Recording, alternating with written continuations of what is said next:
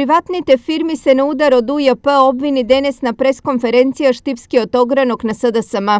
Собствениците се жалат дека им се изречени големи казни. Како што велат деновиве, Арач собира власта на ВМРО ДПМНЕ како во Турско.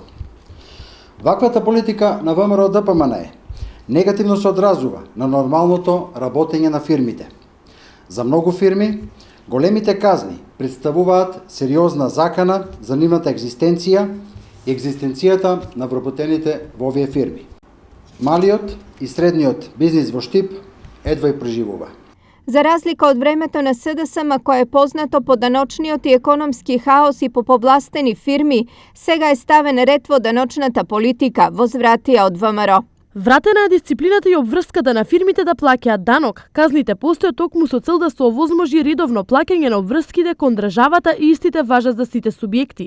Има ли потреба да подсетиме дека редовното плаќање на данок е еден од основните столбови на кои почива секоја држава? СДСМ можат слободно да повелат во некоја западна земја, па да видат што значи да не се плати данок и какви казни постојат за тоа. Стои во писмената реакција на ВМРО ДПМНЕ. На пресот на СДСМ Штип реагира и од Управата за јавни приходи. Управата за јавни приходи изразува жалење што одредени политички партии ги користат основните надлежности на даночната администрација и да ја доведуваат во прашање работата на УЈП за цели на некаква дневна политика и меѓупартиски препукувања.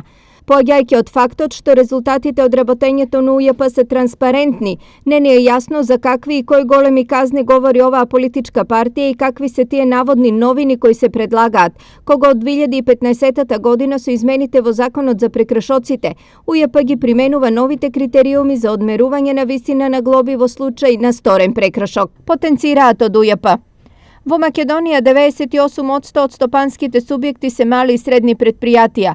За нив СДСМ најави воведување на опомени и намалување на висината на казните, мерки кои од ВМРО ДПМНЕ тврдат дека веќе ги вовеле во 2015 година.